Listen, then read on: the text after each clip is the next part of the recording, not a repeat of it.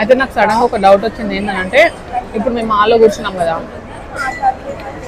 ఇక్కడ చాలా మంది జనాలు ఉన్నారు. ఎవరైనా బాంబు పెట్టేస్తే మా పరిస్థితి అని,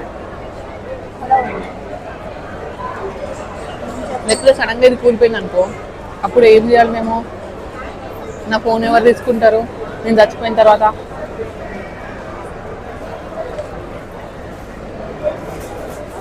అమ్మో, అసలుకి ఐఫోన్ ఈఎంఐ ఇంకా కంప్లీటే కాలేదు.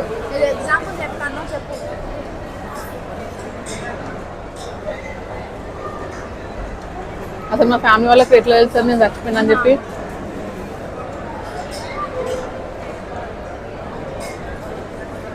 అప్పుడు నా బట్టలన్నీ మా చెల్లి వాడుకుంటుంది.